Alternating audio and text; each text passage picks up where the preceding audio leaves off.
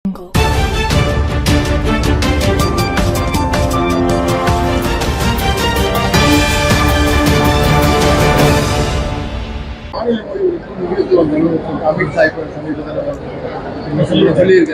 மொழிக்கு இதெல்லாம் இப்ப நீங்க சொல்ற மாதிரி போற இடத்துல இல்லாம இதை பத்தினாச்சும் ஒரு தமிழ்ல ஒரு திருக்குறள்னாச்சும் சொல்லிடுறாங்க, எல்லாம் பண்றாங்க. ஆனா எல்லாம் ஒரு பக்கம் சொல்லும்போது நீங்க அதை பார்த்து ரசிச்சுக்கிட்டே இருக்கும்போது பணத்தை இந்த பக்கம் யாருக்கு ஒதுக்குறாங்க? ஒதுக்குறது முன்னா சமஸ்கிருதத்துக்கு 1488 கோடி ரூபாய் ஒதுக்குறார்கள். திராவிட மொழிகள் சார்ந்திருக்கின்ற நம்முடைய மொழிகள் எல்லாத்துக்கும் பார்த்தீங்கன்னா ரொம்ப குறைவான நிதி அவங்க ஒதுக்குறாங்க அப்படிங்கிறத மாண்புமிகு தமிழ்நாட்டு முதலமைச்சரே சொல்லிக்கொண்டு தான் இருக்கிறார்கள். எங்களை பொறுத்தவரைக்கும் தமிழ்நாட்டு முதலமைச்சர் சொன்ன மாதிரி நாங்கள் பிடிவாதம் பிடிக்கல, ரொம்ப தெளிவாக நாங்கள் இருக்கிறோம். எங்களுக்கு இருமொழி மட்டுமே போதுமானதாக உள்ளது. அது சார்ந்து நீங்கள் பல்வேறு சாதனைகளை எங்களுடைய பிள்ளைகள் இன்னைக்கு செய்து கொண்டிருக்கின்றார்கள். அதுவே எங்களுக்கு போதுமானதாக இருக்குது. முடிஞ்ச அளவுக்கு எங்களை பாராட்ட கற்றுக்கோங்க. எங்களை பார்த்து மற்ற மாநிலமும் இதே போன்று நீங்களும் அந்தந்த துறையை செயல்படுத்த வேண்டும் என்று ஆசைப்படுங்கள்.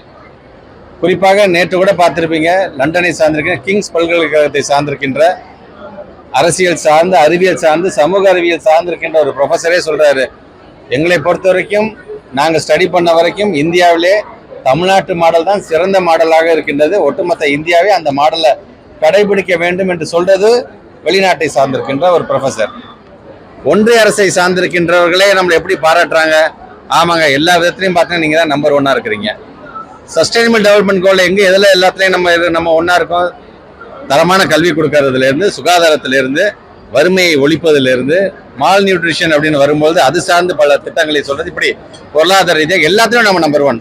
இப்படி எல்லா விதத்திலையும் ஒன்றிய அரசு உலக நாடுகள் பாராட்டும் பொழுது இந்த மொழியை திணிச்சு எப்படியாச்சும் இவங்களை நம்ம அடுத்த லெவலில் இவங்க ப்ராக்ரஸ் பண்ணாத அளவுக்கு என்னென்ன பண்ணணுமோ அதை செய்ய வேண்டும்.